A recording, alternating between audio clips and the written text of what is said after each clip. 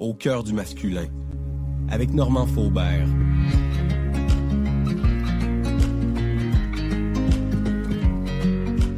Bonjour à tous, bienvenue dans ce nouvel épisode du balado Au cœur du masculin. Aujourd'hui, je reçois Benoît Laflamme, un invité dont la mission est profondément inspirante. Éveiller l'humain d'exception qui sommeille en chacun de nous.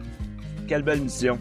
Conférencier d'inspiration, coach en leadership transformationnel et auteur du livre « Éveille l'humain d'exception en toi », Benoît consacre sa vie à accompagner celles et ceux qui souhaitent se libérer de leurs limitations intérieures pour vivre avec plus de clarté, de puissance et d'alignement. Nécessairement guidé par une passion sincère pour le potentiel humain, il invite à une transformation en profondeur, une transformation de la perception de soi qui réveille l'excellence intérieure et inspire l'action qui est juste. Que ce soit à travers ses conférences ou ses coachings ou ses écrits, il crée des espaces puissants de reconnexion, de confiance et d'expansion personnelle. Alors, dans cet épisode, Benoît nous partage ce qui l'a amené à écrire son livre, pourquoi le thème de l'excellence humaine lui tient à cœur et comment il aide chacun à transcender ce qu'il appelle les béquilles invisibles. Ses peurs, ses croyances et mécanismes de protection qui freinent notre élan de vie. Hey, bienvenue, Benoît. Wow! Telle belle présentation, Normand, merci. Excellent, merci de ton invitation. Je suis vraiment content d'être ici avec toi, faire ça avec toi. Ah, ça me fait vraiment plaisir de t'accueillir. Tu sais, écoute, comme je te disais tantôt, j'ai entamé ton livre, puis tu sais, ça m'a frappé dès le début, ta résilience, tu sais, puis tout ce que tu amènes aussi là, au niveau de ton vécu dans ton livre, puis c'est inspirant en tout cas de te lire, puis j'avais vraiment le goût de te recevoir sur mon balado aujourd'hui. Merci mon cher, ça me touche. Merci. Deux hommes de cœur, une belle conversation de cœur à cœur aujourd'hui. Yes, vraiment, ça va être super intéressant. J'adore ton thème aussi au cœur du masculin. Là. C'est tellement ça. C'est en plein ça. Tu peux pas choisir mieux que ça. Merci, t'es gentil.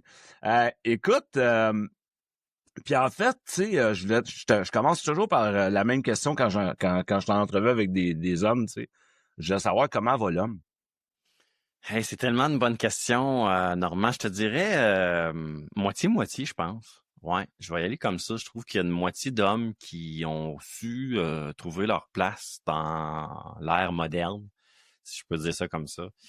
Mais il y en a un autre moitié que moi je vois en tout cas qui se cherche. Pas parce que c'est pas des hommes de qualité, c'est pas parce que c'est pas des hommes ambitieux, pas parce que c'est des hommes qui sont pas capables de s'adapter. C'est juste que il y a tellement de choses qui brassent en ce moment dans la société. Puis, tu sais, si on recule dans les derniers, mon Dieu, 20, 30 ans, l'homme a beaucoup dû changer, s'adapter. On est passé de l'homme qui était, tu sais, dans la fameuse description que je déteste, mais le pourvoyeur, tu sais, celui qui était fort, puis qu'il fallait pas qu'il montre ses émotions, puis il fallait qu'il amène l'argent à la maison parce que, bon, on était dans une société qui était complètement déséquilibrée.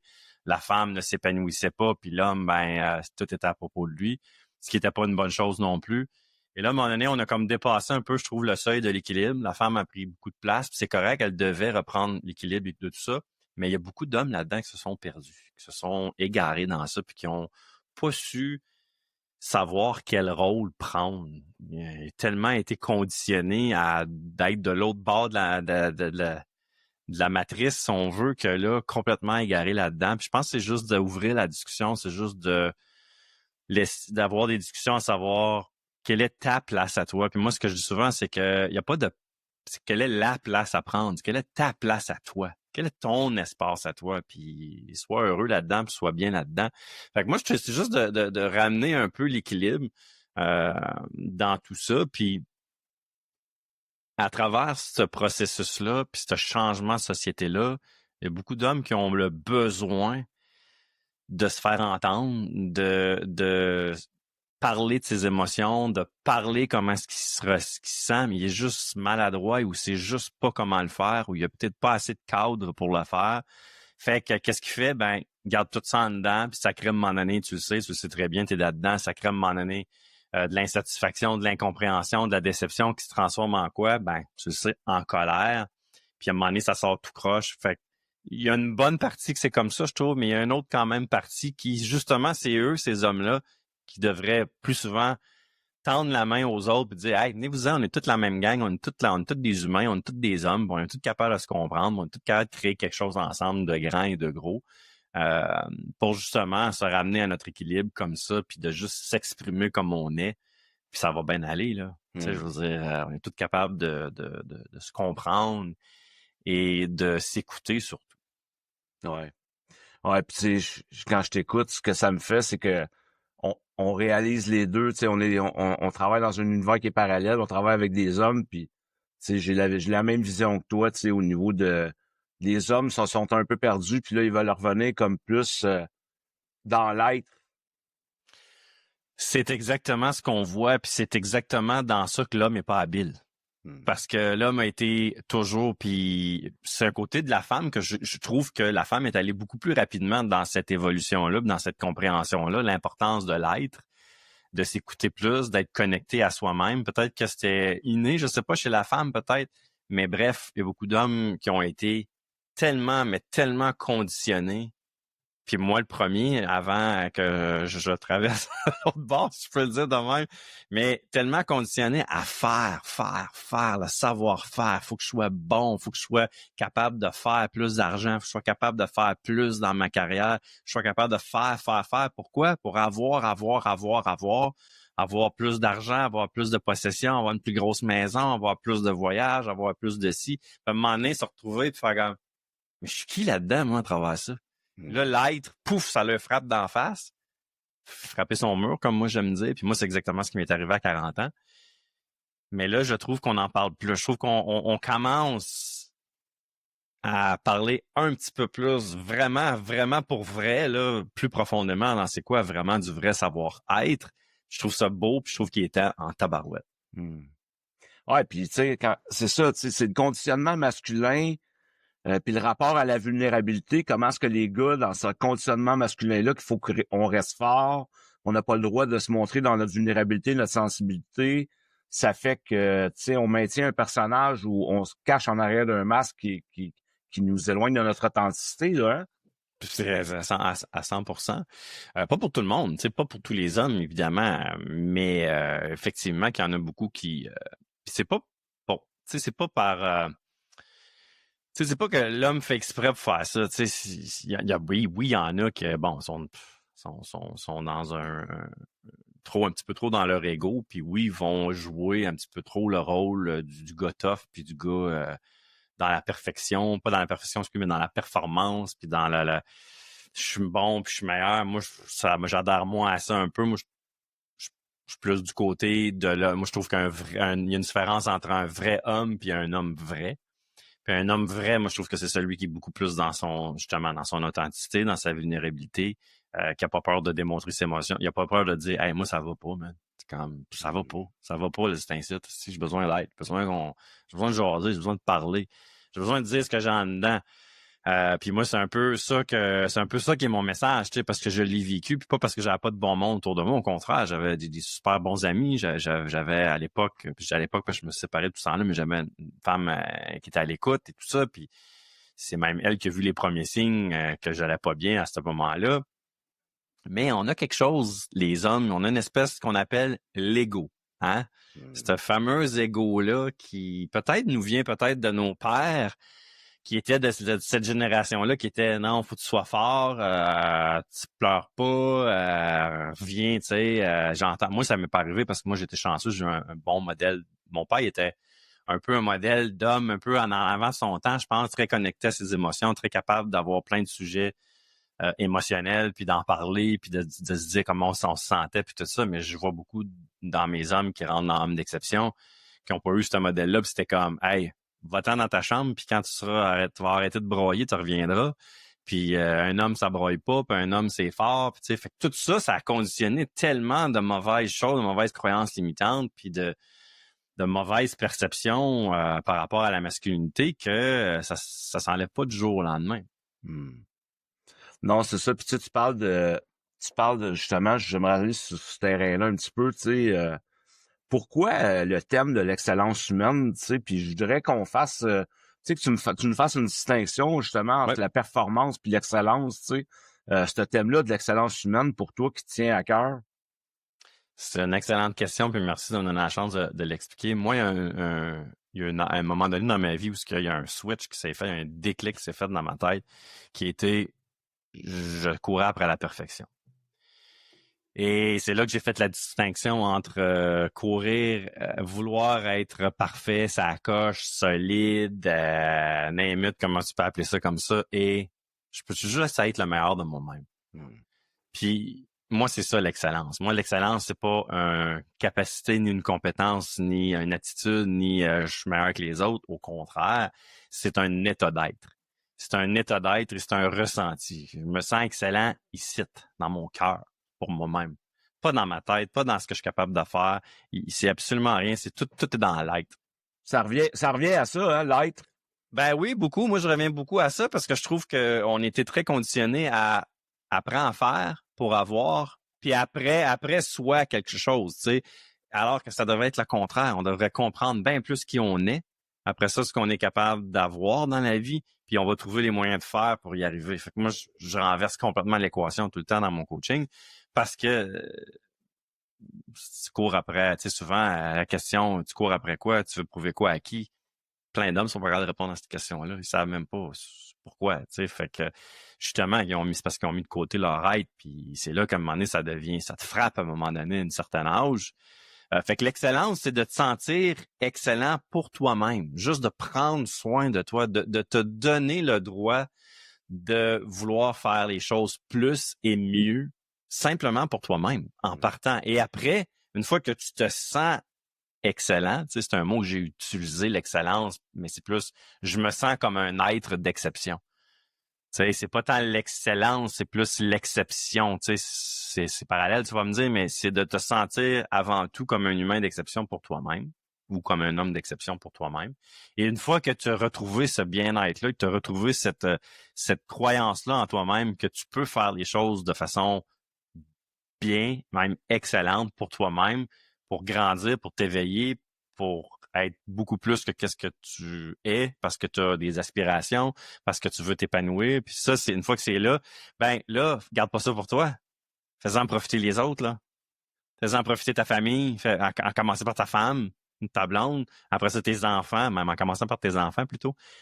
Tu sais, c'est soi, après ça, c'est ceux qui sont nos proches, donc nos enfants, notre femme, notre blonde, nos parents, nos familles, puis après ça, c'est les autres aussi. Là, en dehors de à l'extérieur de ton cercle fermé qui est tes proches, OK, qu'est-ce que tu vas apporter à la société? Quel est l'impact que tu vas avoir? Tu veux-tu laisser quelque chose? Tu veux-tu contribuer à cette amélioration-là? Ben, c'est ça, être un humain d'exception, pour moi. Tu sais, c'est pour soi, puis après ça, c'est pour les autres. Ah, puis tu sais, c'est comme développer ton unicité. Tout à fait, à 100%, à 100%. Puis arrêter de vouloir être ou comme ou mieux que les autres. De juste être, quitter tout simplement avant tout. Une fois que ça va être clair, là, puis tu vas l'avoir compris, puis ça va être solide, là, OK, là, c'est correct d'aller après, aller chercher plus, aller un petit peu plus dans le faire et un petit peu plus dans l'avoir. Mais ouais, tant que c'est pas clair, quitter pour toi-même, c'est la première chose que je commencerai à travailler. Ben, puis oui, puis tu sais, je suis d'accord avec toi parce que, tu sais, on n'est pas, les hommes, puis je veux pas généraliser, là, pour les hommes qui nous écoutent, parce que je sais qu'il y a plusieurs hommes en développement personnel aujourd'hui, puis c'est pas tous les hommes. Heureusement. Ouais, c'est ça, de plus en plus, là. C'est le fun, ça. C'est le fun de voir ça. Ben oui.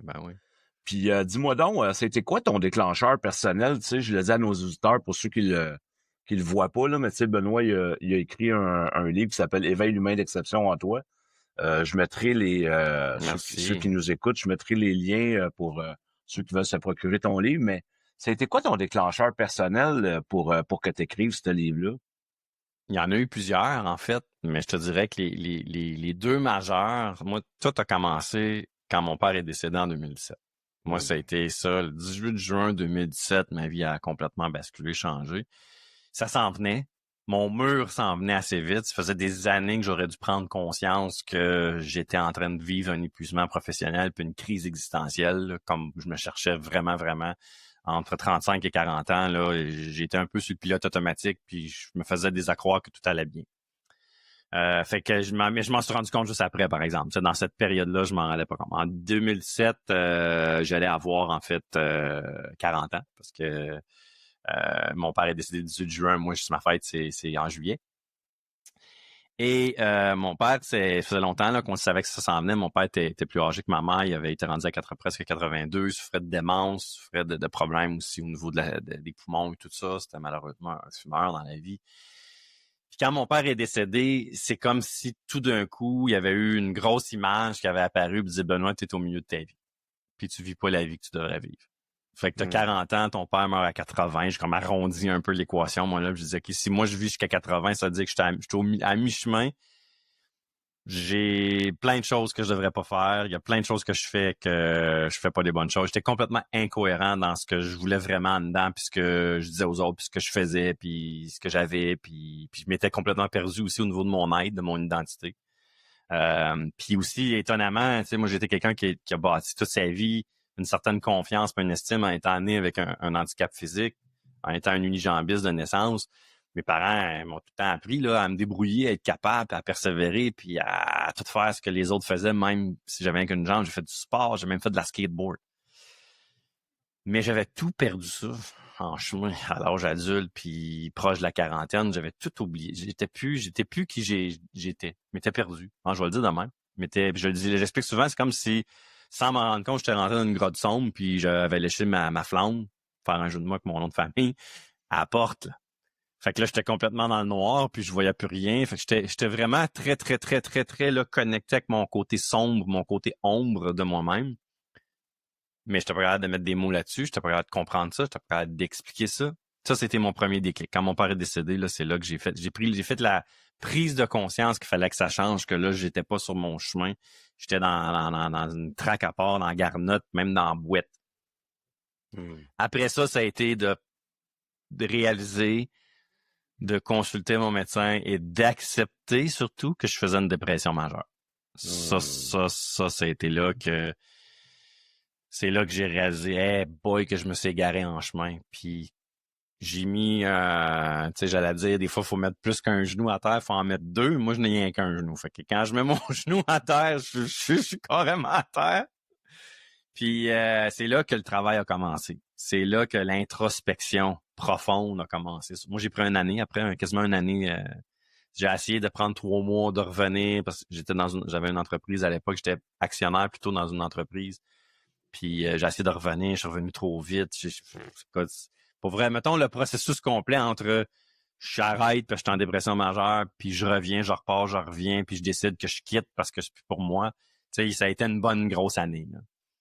Puis c'est là que j'ai dit, je dois pas être le seul qui vit ça. Tu sais, une fois que je me suis relevé de ça, que j'ai fait mon introspection, que j'ai fait mon travail de reconnexion à moi-même, puis que j'étais rendu prêt à transformer un peu ma vie, c'est-à-dire faire des changements majeurs dans ma façon de vivre, ma façon d'être surtout, et ce que j'avais le goût de faire vraiment avec le reste de ma vie, tant au niveau relationnel qu'au niveau professionnel, qu'au niveau relation avec moi-même.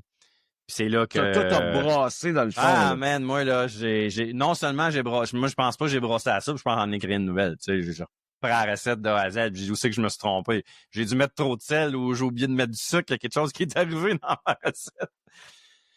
Puis, ouais, c'est là que j'ai commencé à écrire.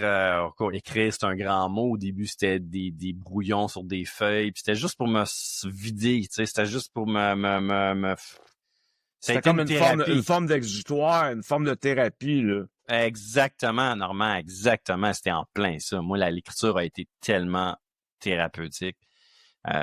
Parce que, puis des fois, je le dis souvent, tu sais, faites juste écrire des fois des choses sur vous, sur comment vous vous sentez, ce que vous voulez, etc., juste pour sortir le méchant.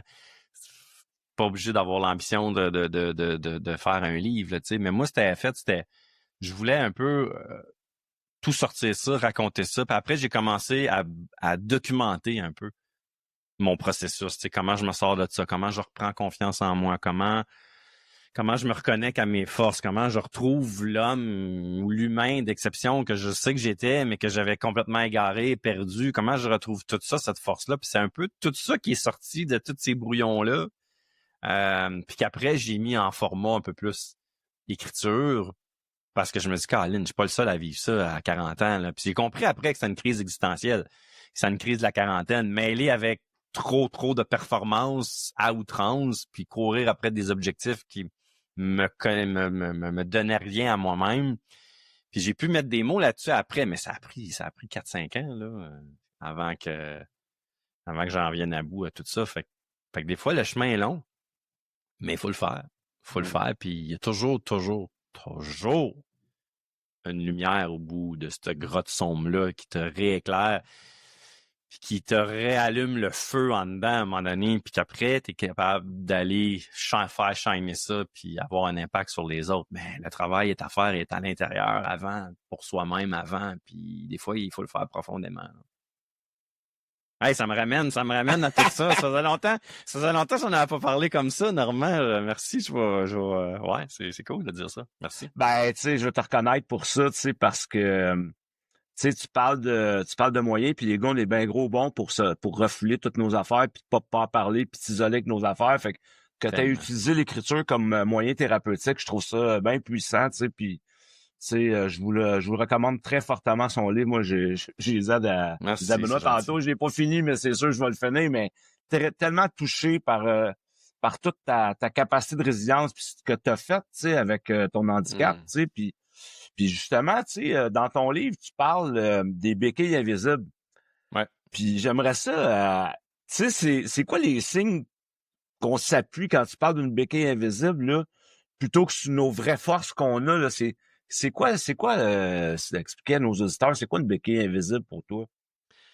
Ben, le terme béquille invisible est venu du fait que moi, dans la vie, je marche pour me déplacer physiquement avec une béquille parce que je préfère je me sens mieux comme ça que d'avoir une prothèse parce que moi, la prothèse, j'avais pas aimé ça. J'ai libéré ça à 15 ans. J'ai garoché ça dans le garde-robe puis je sais pas, j'étais pas bien avec ça. J'étais pas naturel puis moi, je me sens comme je suis naturel avec une béquille. Fait qu'à un moment donné, dans le processus d'écriture, aussi quand j'ai commencé à faire du coaching, j'étais comme, il y a plein d'affaires qu'on se crée ici. Tu sais, moi, les béquilles invisibles, c'est tout ce qu'on s'invente puis qu'on se crée dans notre tête puis dans notre cœur, dans la perception qu'on a de soi-même, de ce qu'on est capable de faire.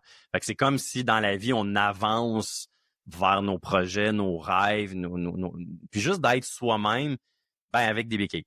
Avec une béquille. Fait qu'on on doit se libérer de ça. Ou des fois, c'est juste d'accepter qu'on va marcher toute la vie avec justement ces béquilles invisibles-là, mais de transformer ça un peu en opportunité. Puis, tu sais, souvent dans les béquilles, on va parler, tu sais, c'est pour mettre des mots concrets pour que tout le monde comprenne, tu sais, des croyances limitantes. Tu sais, les choses on s'est fait croire à soi-même parce qu'on se les fait dire tellement de fois, mais c'est totalement faux. Il y a la façon qu'on se sent par rapport à soi-même, l'amour de soi, des fois, il faut le travailler un peu. Des fois, c'est des relations qu'on a avec d'autres qui sont des béquilles invisibles, qu'on traîne ça, puis on devrait pas. On devrait se sortir de ces relations-là pour vraiment accéder à qui on est vraiment, puis aussi après ça être capable de s'élever un petit peu plus dans nos vies, d'éveiller l'humain d'exception qui est en nous. Fait que les béquilles invisibles, c'est tout ce qui nous empêche d'exceller. C'est tout ce qui nous empêche, qui est dans notre chemin, qui nous empêche d'adhérer ou d'accéder à cette version-là de nous-mêmes, qui est beaucoup plus dans la capacité, qui est beaucoup plus dans fort, qui est beaucoup plus capable de faire ce qu'on veut vraiment faire, mais que, Caroline, on est pris dans nos peurs, on est pris dans nos croyances, on est pris dans nos expériences du passé. On est pris dans une mauvaise perception de soi-même, de nos capacités à faire les choses dans notre vie aussi. Moi, c'est ça, les béquilles invisibles. C'est tout ça qu'il faut adresser. Puis j'en parle dans pratiquement tous les chapitres dans mon livre. Puis tu dirais-tu qu'en plus, tu sais, si je mets ça comme toutes les fuites, tu sais, parce que tu sais, la consommation, que ce soit de drogue, alcool, sexualité, sport, travail. Tu sais, ça devient une béquille invisible qui nous empêche d'avancer parce que c'est comme si on s'appuie sur quelque chose qui est à l'extérieur de nous au lieu, tu sais, pour bien comprendre, là, c'est comme si on s'appuie sur quelque chose qui est à l'extérieur de nous au lieu de se recentrer et d'être à l'écoute de ce qu'on vit pour s'en servir comme force ou comme ressource, c'est ça? C'est exactement ça, puis je vais aller même plus loin que ça, parce que dans les béquilles invisibles, souvent, moi, je dis qu'il y a des béquilles invisibles qui sont conscientes, puis il y en a des inconscientes. Fait que t'en as ceux que tu es capable d'expliquer puis de nommer, puis souvent, ça va être justement les conséquences un peu, comme exemple d'être dans la consommation, d'être dans l'addiction. Ça, c'est tes réactions. C'est ce que tu fais pour essayer de combler quelque chose. La cause. Quel est le pourquoi tu es pris dans cette addiction-là? Elle est là, la vraie béquille invisible inconsciente. Il y a une raison qui t'amène à agir comme ça, par avoir ce comportement-là d'addiction, que ce soit n'importe quelle addiction, ou que des fois, ça va être exemple, j'ai des gens que je vois souvent qui sont dans des relations, qui sont pas capables de se sortir je parle d'hommes, là, sortir d'une relation qui est pas bonne pour eux, qui est toxique, mais pourquoi ils restent là? C'est ça qu'il faut aller travailler. C'est quoi? C'est pourquoi? Le pourquoi? Qu'est-ce qui t'amène à agir comme ça par avoir ce comportement-là ou de rester dans un comportement que tu sais qui est pas bon pour toi, qui est limitant pour toi, mais c'est plus fort que toi. Fait que c'est ça, la béquille invisible. Un autre qu'on voit souvent, tu dois l'avoir entendu, c'est le syndrome du bon gars.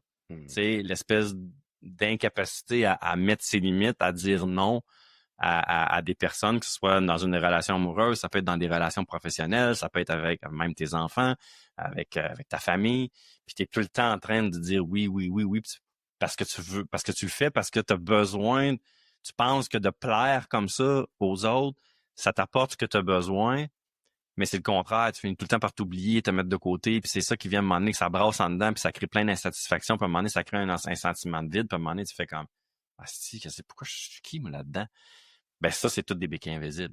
T'sais, le syndrome de mon gars, c'est une cause. Les gars qui comprennent pas que c'est ça, mais c'est parce qu'ils comprennent les conséquences, les symptômes, si je peux appeler ça comme ça. Mais en fait, la cause, c'est ça la vraie béquille invisible que tu traînes depuis longtemps, qu'il faut venir libérer, puis ou modifier ou changer, qui va te permettre après de changer tes comportements. Je sais pas si c'est clair. Ben oui, c'est très clair, tu sais, puis ça me fait plein de sens parce que, tu sais, ça correspond au fonctionnement, tu sais, que c'était des fonctionnements défensifs, tu sais, puis tu sais, ceux qui voient, tu sais, c'est le check engine qui reste allumé, tu sais, on reste pris dans le fonctionnement défensif ou on reste pris à vouloir changer l'autre. Ah, mon Dieu, tellement, tellement. Tu mets le doigt sur quelque chose de normal. si l'autre fera pas ça, je réagirai pas, je vivrai pas ça. Ah, ouais, tout le temps l'autre, hein. C'est tellement facile de mettre la faute sur l'autre, hein. Puis ça, c'est un excellent point que tu dis, Normand. Puis moi, il y a un mot, moi, qui me vient en tête quand tu parles de ça, puis qu'il faut s'approprier, mais qui est tellement difficile pour beaucoup, autant les femmes que les hommes, mais là, on le voit souvent chez les hommes, la responsabilisation. Prends la responsabilisation de ce qui t'arrive à toi, même s'il y a d'autres gens qui sont impliqués dans ce qui se passe pour toi, mais prends-la, cette responsabilité-là, de l'accepter, puis d'arrêter de mettre la faute sur les autres, puis prends la responsabilisation de ce que tu es capable de faire pour changer ça. Mais c'est bien plus facile de mettre la faute sur les autres. C'est pas plus facile. Fait que l'humain est forcé naturellement, il va aller dans la facilité, mais c'est pas là que les vrais changements durables se font. C'est dans la difficulté, dans le travail, tu sais. Mais ça prend du courage des fois.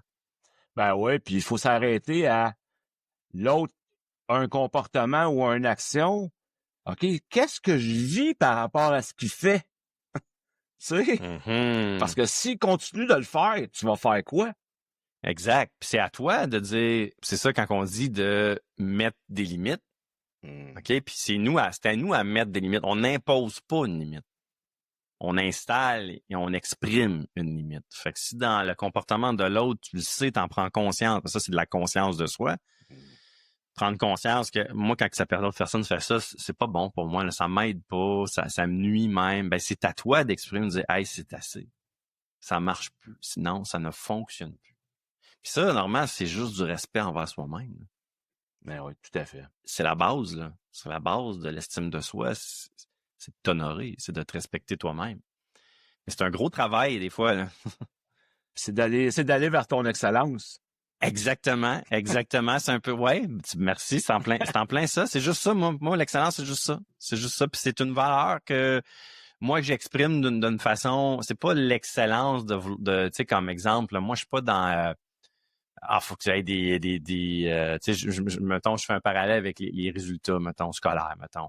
C'est pas dans la performance. sais, il y a une différence. Non, exact. L'excellence que moi je prône n'est vraiment pas dans la performance, mais pas du tout. Elle est plus dans la persévérance, dans la constance, dans la cohérence à faire les choses en fonction de tes valeurs, tes désirs, tes ambitions, puisque tu as le goût d'apporter aux autres, puisque tu as le goût d'être. Es-tu excellent dans ça ou t'es ordinaire ou moyen, tu sais? C'est comme ça que je la vois, moi, l'excellence. Elle n'est aucunement dans la performance. Puis, tu sais, tu dirais-tu, tu sais, puis en fait, tu fais un rapport avec l'estime de soi, tu sais, mon excellence à moi, c'est mon excellence à moi dans mon unicité. Puis c'est ce qui fait que, tu sais, je me sens bien, puis que j'ai confiance en moi après ça dans le faire, mais ça part de mon être, dans mon estime, puis dans mon excellence, puis tu sais, puis j'aime ça que tu amènes ça parce que, ben ouais, c'est ça, à moi, toi, c'est ça. pour toi. Ouais. Ça n'a rien à voir avec les autres, là. Puis quelqu'un qui, admettons, pour quelqu'un qui ose pas, là, ouais. tu sais, qui sait pas comment faire pour aller vers son excellence, justement, là. Ouais. Tu sais, par où commencer, tu sais, qu'est-ce que tu pourrais lui suggérer pour commencer, là? Excellente question. Moi, la première étape, c'est, là, je veux pas faire de référence à mon livre, je veux pas avoir quelqu'un qui veut vendre son livre, mais c'est... Oui, mais on va en parler quand même. On va en parler, mais c'est ça que c'est pareil, la réponse, parce que c'est la clarté. Avant de vouloir changer quoi que ce soit, de vouloir faire des choses pour pouvoir justement te rapprocher de ton excellence à toi, c'est quoi? C'est quoi pour toi, cette excellence? C'est quoi? Faut que tu sois clair sur justement, puis la première chose qu'il faut être clair, c'est sur son être, sur son identité. T'es qui? T'es qui toi en tant qu'homme? Qui tu es ou qui je suis, si mettons tu fais le travail avec toi-même en introspection, qui je suis, et tu n'as pas le droit de nommer rien qu'un rapport à tes rôles dans la vie. C'est-à-dire, je comprends que tu es un père, je comprends que tu es un professionnel par exemple, thérapeute en relation d'aide, je comprends tout ça, mais t'es qui? Qui tu es en tant qu'homme? Je veux juste que tu restes sur ton être, sur ton identité en toi, en tant qu'humain. Ça, c'est la première des choses. Fait que ça prend énormément de travail sur sa clarté. Ça, c'est la première étape. On s'en va-tu vers les 5 C? C'est ça qui te permet d'oser puis faire le premier pas ou de... Ben, le premier C, c'est la clarté. C'est ça, OK. Exact, ouais. Exact. Après ça, le deuxième, c'est les croyances. C'est quoi les croyances? C'est les béquilles invisibles. Qu'est-ce que tu crois par rapport... Puis les croyances, moi, c'est deux choses. Qu'est-ce que tu crois par rapport à toi-même? Et quelles sont tes croyances, justement, limitantes par rapport à toi-même qui te bloquent en ce moment à passer à la prochaine étape? C'est quoi la prochaine étape? C'est le troisième C, c'est la confiance. Beaucoup de gens pensent qu'ils ont un problème de confiance en soi, mais c'est pas ça prend tout le problème. Le problème, c'est un manque de clarté ou un problème de croyance par rapport à soi-même. Fait qu'avant d'aller dans ta capacité à croire en toi, donc à être confiant dans ce que tu vas être capable de faire, peu importe les circonstances qui vont arriver, il faut que tu sois extrêmement clair sur ce que tu es, ce que tu es capable de faire, ce que tu veux. Il y a beaucoup est dans la clarté, puis après ça, ça t'amène à être capable de beaucoup plus prendre conscience, prendre la hauteur, puis être beaucoup plus dans ta conscience de toi, puis dire, oh, OK, j'ai un paquet de discours ici, là, qui va pas en ligne avec ce que je viens de faire comme travail dans ma clarté, là. Fait que, oh shit, déjà là, il y a un problème de cohérence. Puis il y a un 6e C qui est caché, mais qui englobe toutes les 5, c'est ça que je parle dans le livre, c'est la cohérence. Tu sais, es-tu cohérent dans tout ce que tu fais, ce que tu dis, ce que tu veux, ce que tu dis aux autres, ce que tu fais comme action, tu sais? Fait que souvent, la cohérence te suit à travers tout ce parcours-là, puis t'amène à être capable d'avoir toutes les réponses à tes questions. Mais pour répondre à ta question à toi, la première étape, c'est la clarté. Définitivement. Fait que, tu sais, c'est ça, c'est d'établir, tu sais, c'est de... Puis, tu sais, ça passe... Tout ça, tu sais, ça revient, je pense, à un point commun, puis tu me corrigeras, c'est la connaissance de soi. Moi, j'irais plus loin que ça, normalement, si tu me le permets. Ben oui, go. On est là pour ça. Oui, ça commence par la clarté, c'est la connaissance. Oui, c'est la connaissance de soi, mais il y a une autre dimension que moi, on parle pas assez, puis qu'il faut aller, c'est la conscience de soi. Il y a une grosse différence. C'est très lié, par exemple, mais tu sais, la connaissance de soi, c'est de bien se connaître. Tu sais, c'est de savoir c'est quoi, qu'est-ce que je suis, qu'est-ce que je veux, quelles sont mes forces, qu'est-ce que je suis capable de faire, etc., etc. Donc, on est capable de se connaître, tandis que la conscience de soi, c'est de prendre la hauteur, puis c'est de dire, je suis comment quand je suis dans telle et telle situation? Quelles sont les émotions qui me bloquent, que je peux d'exprimer? Comment est-ce que quand j'agis comme ça, c'est quoi l'impact que ça a sur moi, puis qu'est-ce que ça a comme impact sur les autres? Est-ce que c'est positif? Est-ce que c'est bon? Est-ce que ça me nuit? Est-ce que ça marche-tu? Fait que, définitivement qu'une fois que tu as appris à te connaître, moi, ce que je prône, c'est maintenant que tu as appris à te connaître, apprends à être conscient de comment tu es pour toi-même et aussi pour les autres. Ben, en fait, tu sais, j'aime ça que tu amènes ça parce que la conscience de soi, pour moi, tu sais, puis je le vois aussi dans mon milieu thérapeutique, tu sais, c'est d'amener, moi, j'appelle toujours ça comme la porte d'entrée.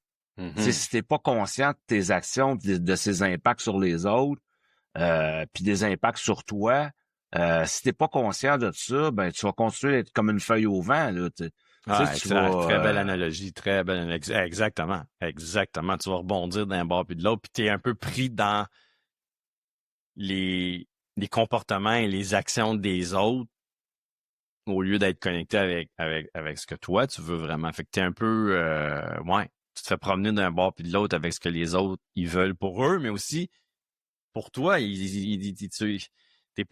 complètement je cherche le mot, je m'excuse, mais t'es complètement pas à l'abri, là, je cherche le bon mot, t'es complètement voyons, c'est bois.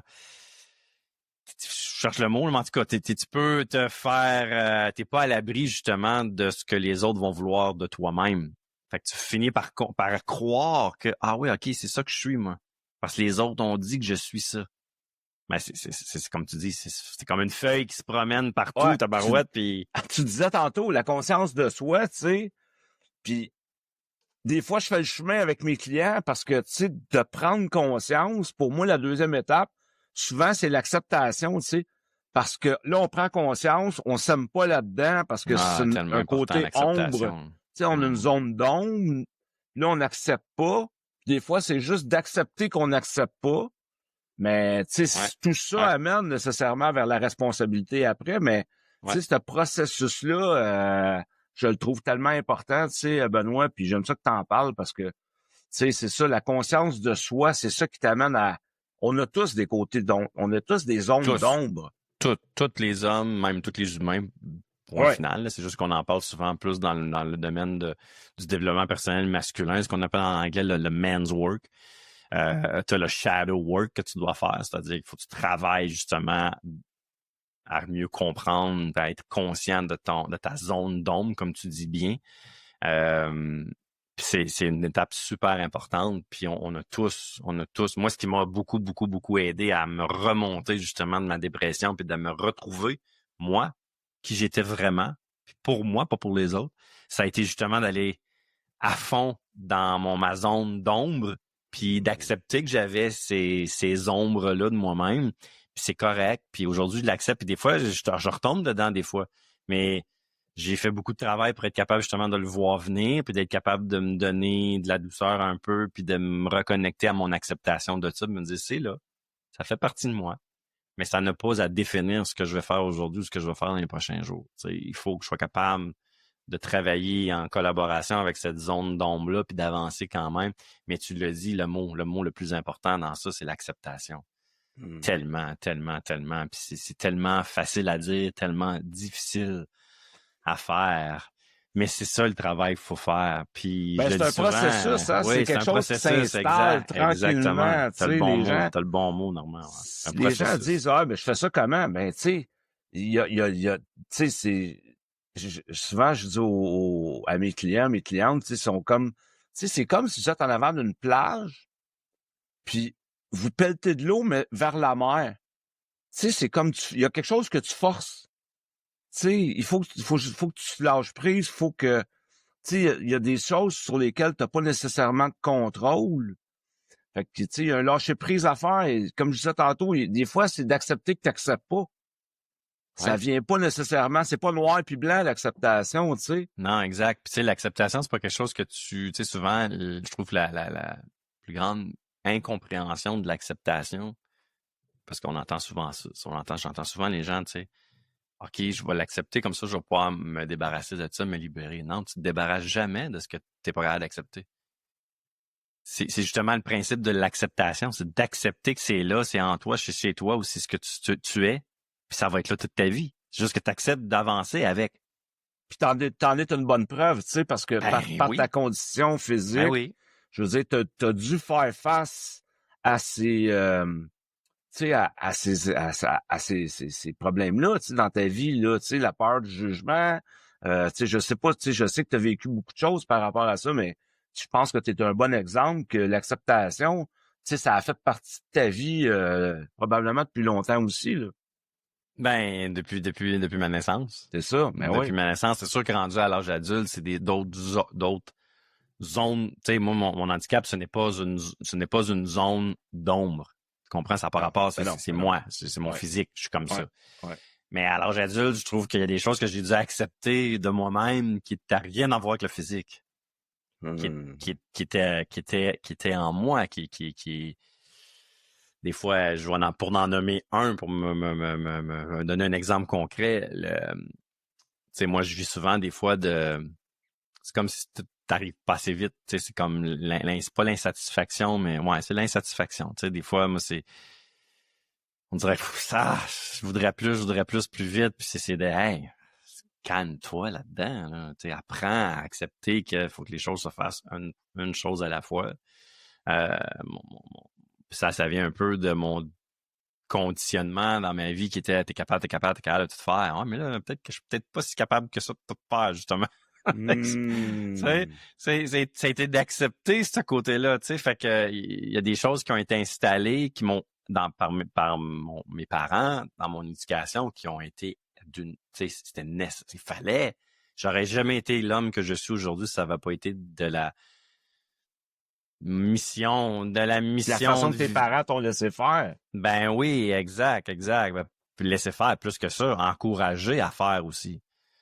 Tu comprends? Mais à un moment donné, ça vient à un moment donné que, tu sais, moi, j'ai été un petit bout dans ma vie, à un moment donné, dans le syndrome du super-héros, là. Tu comprends? Capable de tout faire. À un moment donné, la vie m'a ramené à dire, t'es pas obligé d'être capable de tout faire. Tu comprends? Fait que l'acceptation, des fois, oui, il y a des acceptations physiques qu'on doit faire, il y a des acceptations au niveau de soi, de notre être, de qui on est, puis qu'on sera jamais capable de changer. Tu sais, c'est pas vrai qu'on peut tout changer. Moi, j'y crois pas à ça. Est-ce qu'on peut transformer des mauvaises habitudes, des comportements en des meilleurs pour nous élever dans la vie et atteindre des niveaux, soit de vie ou d'objectifs ou d'ambition? Oui, définitivement. Mais il faut faire du travail sur soi en premier pour avoir... Tu sais, il faut faire du travail intérieur avant d'avoir des résultats à l'extérieur. Fait que l'acceptation n'est pas juste physique. Des fois, elle est émotionnelle. Des fois, elle est psychologique. Tu sais, tu acceptes que des fois, tu as une capacité là, à être capable de faire certaines choses. Fait que c'est un gros travail, l'acceptation. Puis, il n'y a aucune transformation possible sans au préalable une acceptation sur quelque chose qui, justement, t'empêche d'aller transformer ce que tu veux transformer. C'est souvent là le gros travail. Puis, tu sais, c'est dans l'acceptation. Ouais.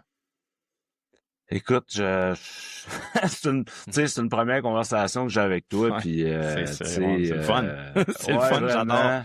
J'adore notre échange. Ouais, vraiment. Puis, tu sais, ce qui me touche quand je t'écoute, tu sais, c'est comment t'incarnes l'humain d'exception que t'es. Tu sais, je comprends aujourd'hui, Benoît, le sens de ton programme, le sens de ce que tu mets en place, ta mission, en fait, tu sais, avec les hommes, puis...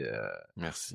Ouais, Merci, vraiment, moi, ça me touche vraiment beaucoup, tu sais, puis je suis très heureux que, en tout cas, nos auditeurs, ils ont pu avoir accès à ce côté-là de toi, tu sais, dans ta vulnérabilité, dans ce que tu portes, dans ce que t'es, dans ce que tu fais, surtout pour les hommes, parce que je pense que les hommes ont besoin d'hommes comme toi, d'hommes d'exception, puis de ce que tu es en train de mettre en place dans la société, tu sais. Merci, Normand. Ça me touche. Ça me touche droit au cœur. Puis, c'est comme tu l'as dit, c'est une mission. Moi, je me suis retrouvé dans une période de ma vie où j'étais complètement perdu. Puis, j'étais dans ma grotte sombre à moi.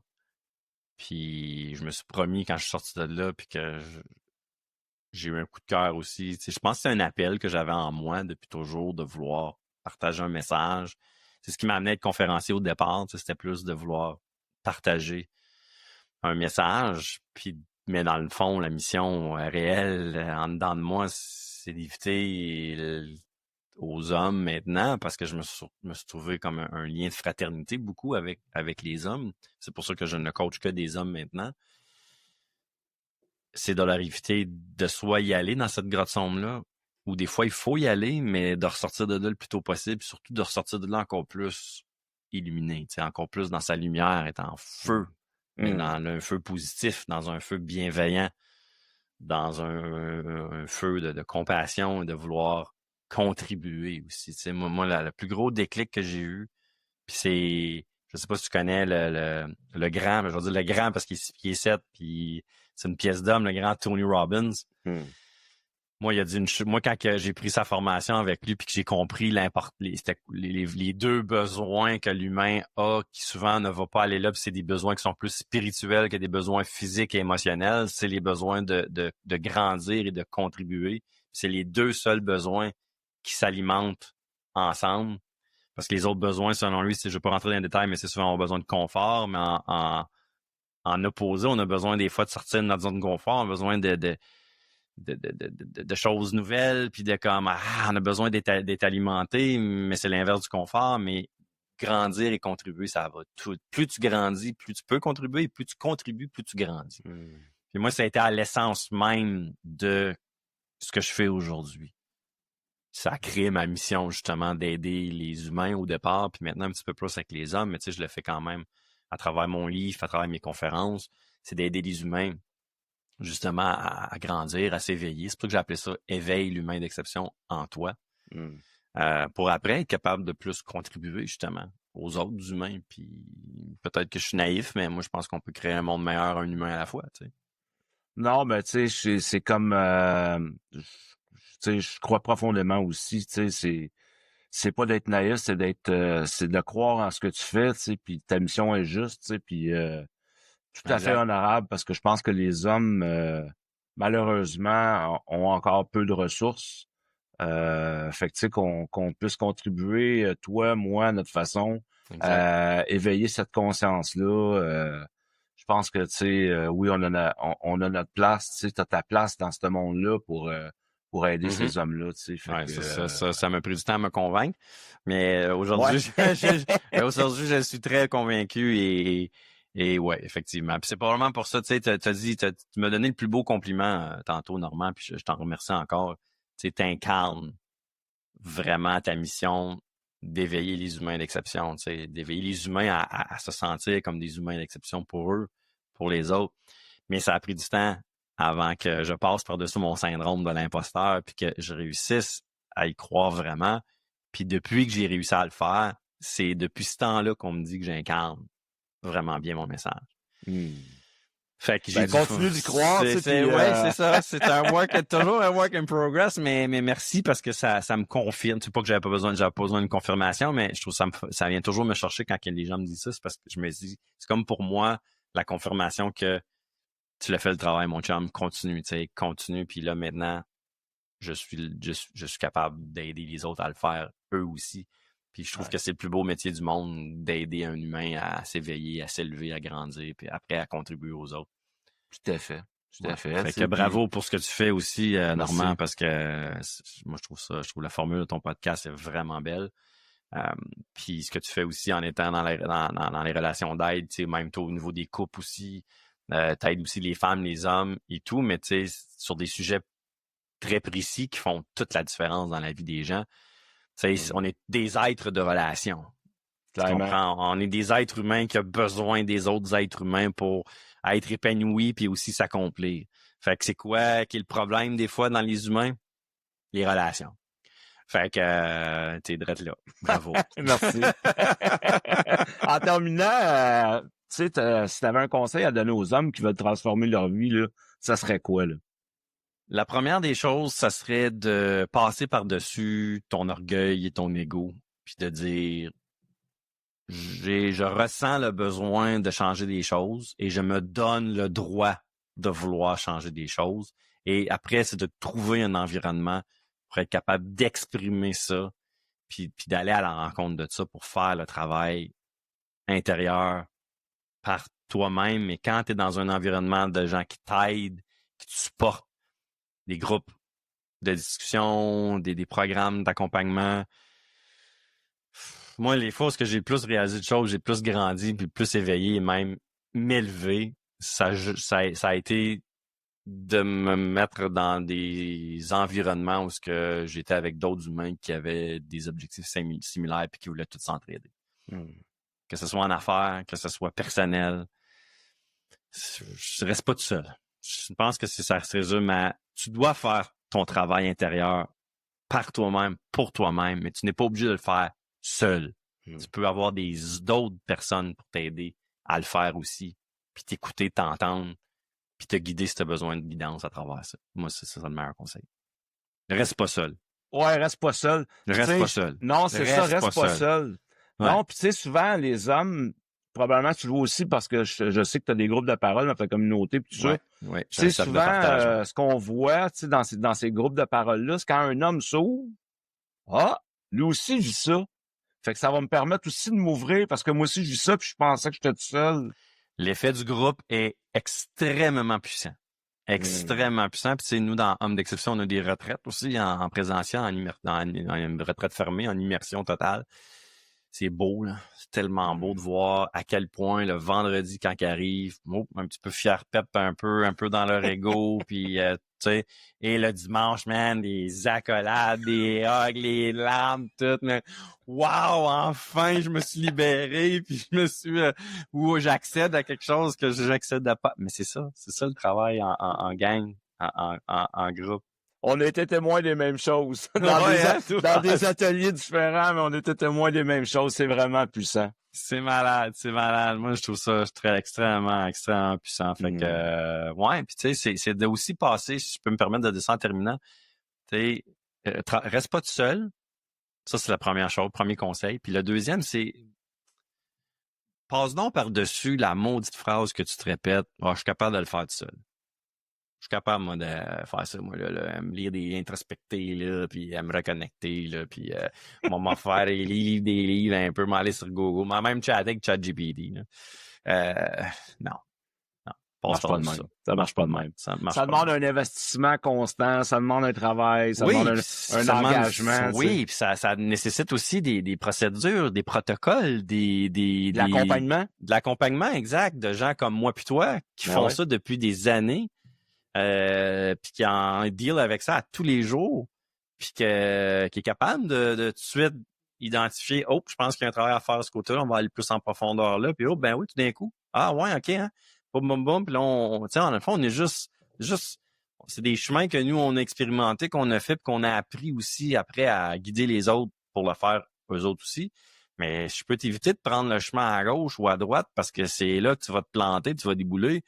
Ben, ça va sauver du temps, là. Tu vas sauver du temps dans ta vie, tu vas sauver des émotions négatives, beaucoup de souffrance, exactement. Fait que, c'est quoi l'idée, là, de rester dans ton orgueil et ton ego pour faire le travail tout seul? Passe par-dessus ça. Moi, je l'ai fait. Moi, j'ai été longtemps là-dedans. Puis j'ai réussi à passer par-dessus ça, puis après ça, de me faire aider, puis d'être dans des environnements d'ouverture comme ça. Puis pour vrai, ça a changé ma vie. Puis non seulement ça a changé ma vie, j'ai probablement fait plus de réalisations. Parce que tu sais, les hommes, on aime bien ça, là, des réalisations, puis des objectifs, puis des résultats, tout ça, dans les 7 dernières années que dans les entre 20 et 40 versus 40-47, même versus 45-45, les 2 dernières années, c'est incroyable. Fait mais pas tout seul, impossible. On avance tout seul, mais jamais aussi haut, aussi loin, puis aussi grandiose que quand on est ensemble avec d'autres. C'est clair. Ben oui, clairement. Écoute, merci beaucoup. Merci Normand à toi. My God, c'était vraiment, c'était très riche. C'était très, très, très riche. Ouais, je pense que c'est le bon mot. C'est le bon mot. C'était très riche. Merci. Puis en fait, je vais laisser tous les liens pour rejoindre pour l'achat du livre à Benoît, ses conférences, ses ateliers, tout ça. Vous aurez tous les liens dans la description, en fait, et sur ma chaîne YouTube. Fait que ça me fait super plaisir. Puis je te remercie vraiment encore une fois. Ben merci, puis une fois que ça va être publié, moi je vais partager ça aussi partout à ma communauté aussi, puis je vais mettre tes références à toi aussi. Faisons connaître. J'ai beaucoup de femmes aussi qui me suivent parce qu'elles disent écoute, je pense que je vais y envoyer mon homme à lui, fait que si eux ont besoin d'accompagnement, ben je vais les envoyer vers toi définitivement. C'est très gentil, écoute, puis écoutez, on se revoit très bientôt pour un autre épisode au cœur du masculin. Merci à tous, à bientôt. Merci.